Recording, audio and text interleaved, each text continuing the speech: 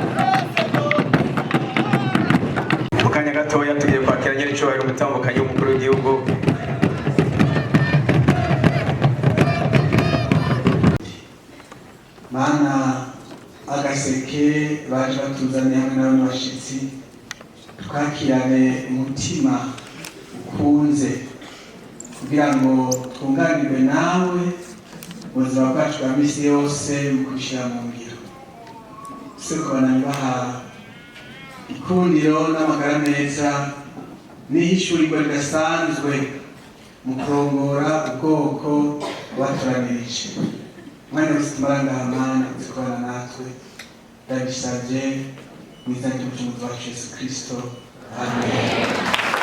Murakoze turatebye kubera umwanya wagiye reka tubaseruke bw'amatara intara nziza ya Gitega kugira ngo yakire abashitsi turabaha ikaze.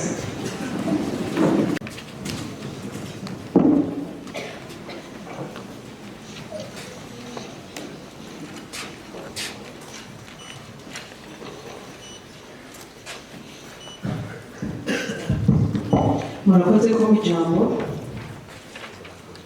nyacubahiro mu gutandukanya abanyacubahiro umukuru w'igihugu cyacu cy'u Burundi nyakubahwa umushikiranganji w'indero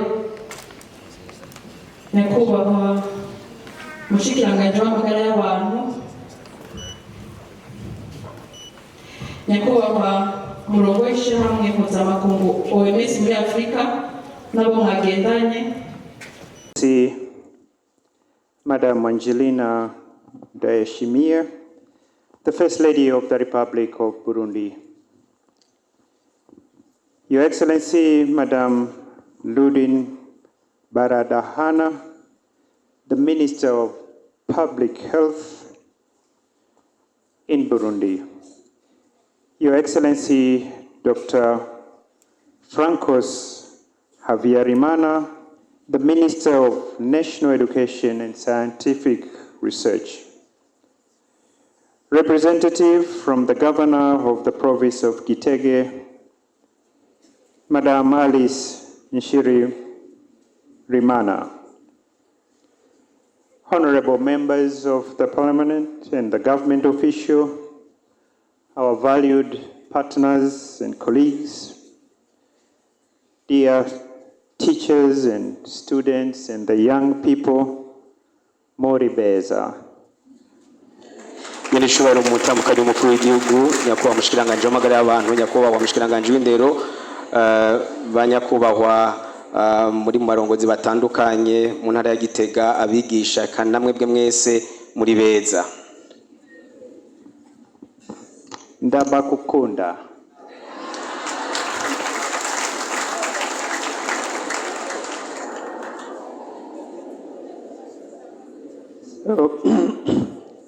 Good evening and hamjambo wote. It's really a privilege to be here today in Gihingo, and to witness firsthand the commitment of the government of Burundi to protecting the health of its people. Turanezerewe cyane kuba ngaho Gihinga uno munsi kugira ngo twibonere neza uburyo leta y'u Burundi yitaho amagara y'abantu. Your Excellency, Madam the First Lady, I would like to begin by recognizing your leadership in advancing Burundi's development through access to basic services. Nyinishobora mutandukanye umukuru w'igihugu nagira ntangure ndabashimire kumwitwarariko mufise mu kwitaho ivy'abene gihugu bakenera cyane cyane. Through the work of your office, health services and health educations are reaching communities in the practical and very visible ways. I've seen it myself. Biciye mu kigo murongoye, biciye mu bikorwa mukora, ivyo mukora biragaragara kandi bishikira bene gihugu najewe navyiboneye. Especially to women, adolescents and our children. Cyane cyane ku bakenyezi, imiyabaga eka ndetse n'abana. Before coming here today, earlier we visited the polyclinic where mothers and children receive essential health care services. Mbere yo kuza hano twagendeye hari kuri polyclinic turabona ingene abakenyezi bita bwaho mu kuronka ubufasha. What happens in your clinic, madam? It changes people's lives. ati ibibera hajya muri iryo polyclinique birahindura ubuzima bw'abantu. When a pregnant woman receives regular checkups, when a birth is attended safely, when a newborn is examined and vaccinated timelessly, we reduce the risks and prevent complications. Igihe umukenyezi yitaweho afise imbanyi, igihe umwana avutse neza kandi agahabwa urucanco, ivyo biratuma amagara yiwe agenda neza. All this gives a stronger start to the baby. Kandi ivyo nivyo biha umwana kubaho neza mu misi yiwe ya mbere. Murongoye ishirahamwe rijeje amagara y'abantu mpuzamakungu ngaha mu Burundi, kuko mbona abubahwa ari benshi mwihangane mpave ngarukiriza aho nyene. Banyakubahwa mwese muri ngaha, mwese mu vyubahiro Imana yamuhaye, tugira amahoro n'iterambere ry'ubumenyi kuri twese.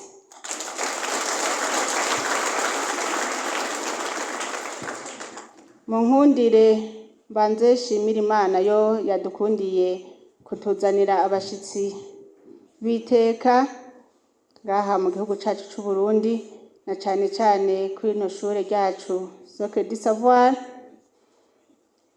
Nta vyinshi novuga bijanye n'amagara y'abantu, ababinonosoye babitubwiye, abavyize. Aha kuva mu gatondo hari benshi bari ngaha, kandi twagira tubanze dushimire abashitsi bose bari ngaha, Africa CDC, abarongoye intwaro ngaha, abari mu mugambwe uri ku butegetsi mwese, abarongoye amashure mwese mwikomera amashi.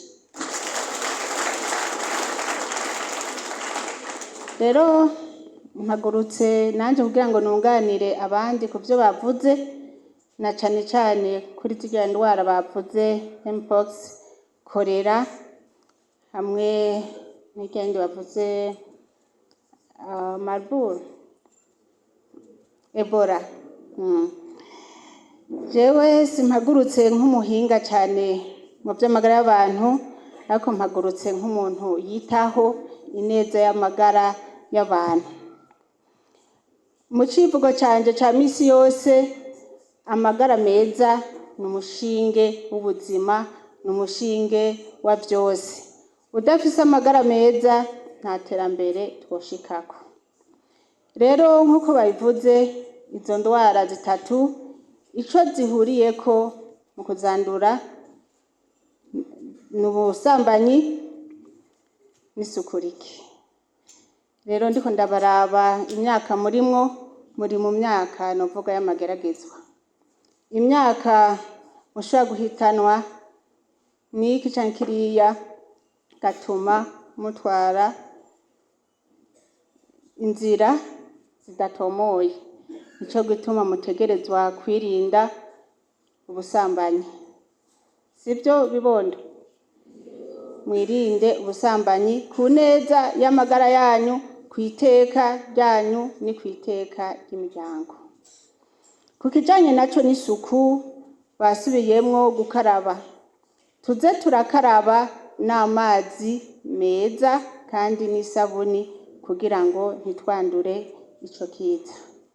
Mwarabonye mu gihe ca COVID-19, kubera twakaraba cyane tukabigira umwitwarariko ndetse bakabiduhako n'itegeko, amacinya ntiyavugwa na korera ntivyavugwa. Reka yo n'ubu twihe itegeko, umwe wese yitegeko ryo kugira isuku mu ntoki, kuramukanya indamukanyo y'amahoro no kudakoranako kenshi. Kubera iki? Ejo aho bukera buca tugenda mu karuhuko ka Pasika mu mihana itandukanye. Hari igihe muza mukumburanye musange muranduye, muraje ngaha kw'ishure muranduje abandi. Genda rero mwirinde, muze murakaraba ku mwanya kandi mugira isuku. Mu kijanye n'isuku hariho umwifato, kandi ngaha anye wofata benshi. Nizera ko abavyeyi banyu babatekerera papier hygienique, murazizana. Kirazira gutabura amakaye ngo muriko murakoresha. Kubera iki? Mwanza mumvirize, umviriza. Kirazira gutabura amakaye yanyu bwa mbere aruzuza utuzu twasugumwe. Sibyo? Ubugira kabiri ntimuba mwitunganije neza. Muba mwisize mu majambo make. Murazi ko impapuro zinyerera. Sibyo? Muba mwisize.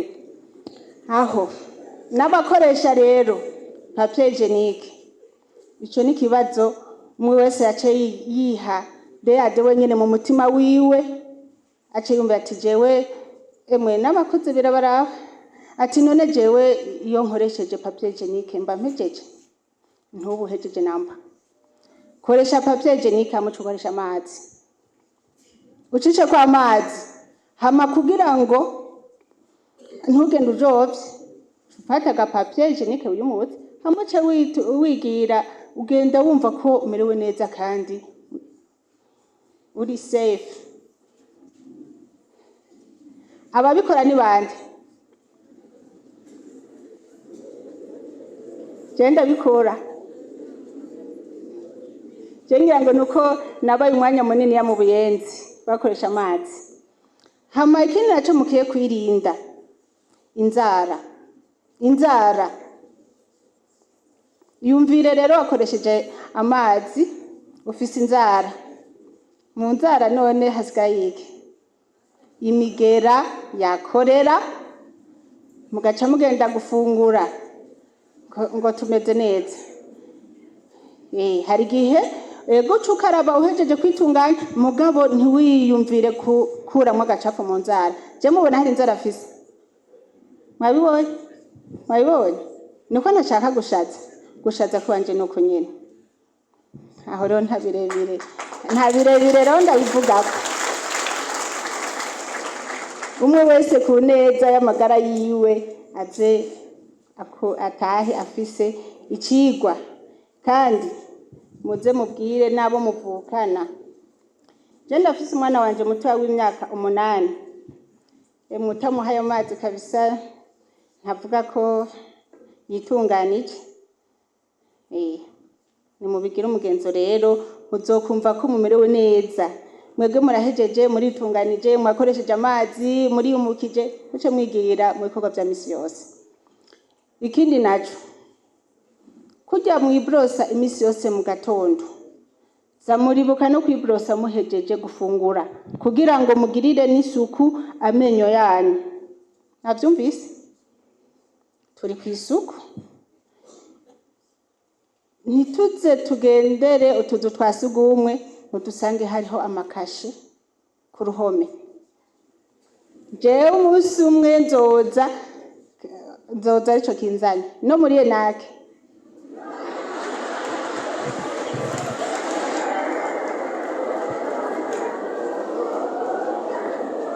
Mwarabonye ko nagendeye ishure rikuru rya ETS. Ivyo nabonye nutwumiza. Kandi mu nyuma yaho korera aciye hafata. Muga mu nyuma baciye bikubitagashi. Mwebwe nta kibazo cy'amazi mufise? Mufise ikibazo cy'amazi?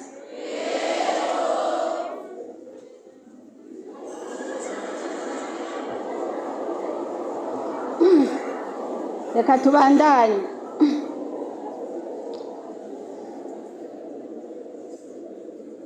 Aho mperereyeho kigiye guhera beko barubaka itangi ryo kwegeranya amazi yose y'imvura muyakoreshe ibijanye n'utwo tuzu twasugumwe.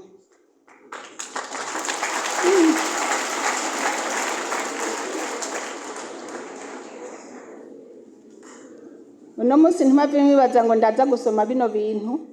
Oya basomye byinshi kandi by'ingirakamaro. Ni kucisha ko impanuro ngenderwako.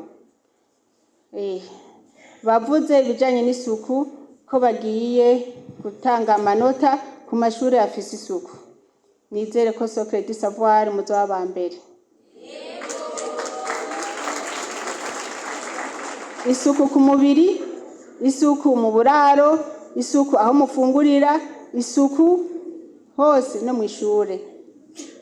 Nakazi k'iwanyu nta bandi bazoza kubakorera.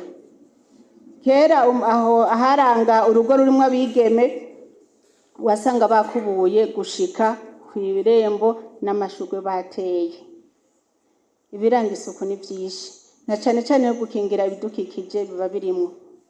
Ntimuze murapfa mutaye kubigeme twa tuntu twacu dukoresha uko kwezi gutashe ntidupfa tutwandagaje. Nibaza ko mufite muduta, murafite mutubika kandi rero nabirya bihe birasaba isuku ryinshi kugira ngo mumererwe neza mwige neza. Reka rero sindabarambire, nagira fate umwanya kugira ngo shimire mwebwe mwese abashitsi, ubushikiranganji bw'amagara y'abantu. Ninashukuru pia mkurugenzi wa kanda wa shirika ya afya duniani Afrika, Dr. Mohamed Yakubu Janabi kwa kushiriki kibinafsi katika shughuli hizi. Mwenyezi Mungu akubariki.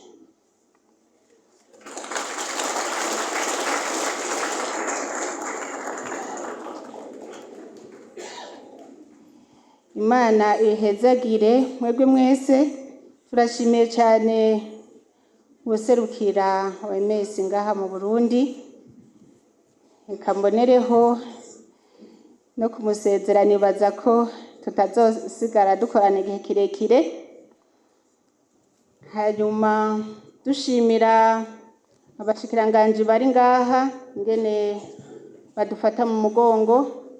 Dushimira muyobozi nshingwabikorwa wa rino shure, muyobozi wa rino shure, muyobozi wa ENAC, waserukiye buramatari, uburongozi bw'indero ngaha mu ntara, mwese muri ngaha mwiyumve. Dushimira n'abanyeshure ingene ari abana b'indero kandi bumviriza ijambo, vyerekana ko ibyo twavuze byose bazobishira mu ngiro. Rero tudatevye tuca tubashikiriza izo matera. Niki ni ikimenyetso c'amagara meza. Uraye neza uvyuka neza ukiga neza, ariko ntimuzoce mugira dodo ngo mwibagire icabazanye ku mashuri. Zimatera ni za Socle du Savoir hamwe na ENAC. Murazi ngene muza kugabura, hariho n'utuji. Umuvyeyi ntaco kugenda uko nyene, arazi ko abana rimwe na rimwe bakunda utuntu dusosa.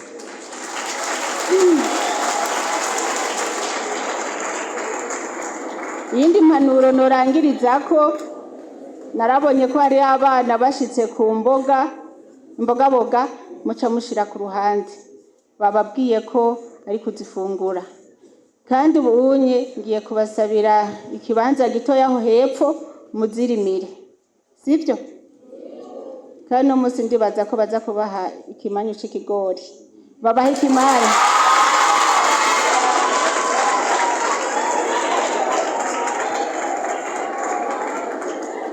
Kera ikimanyu bacita gendurime, nimwaje ikimanyu muzoca musaba ahantu hanini yamuze muravyiterera.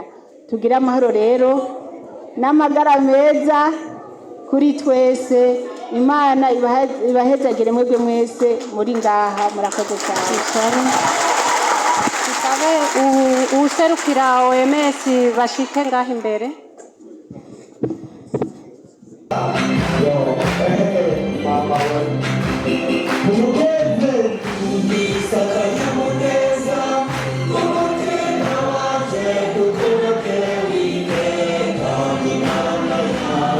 Gratitude et considération. Dr. Mohamed Yacoub Janabi, directeur régional de l'OMS pour l'Afrique, Bujumbura, le 6 mars 2026.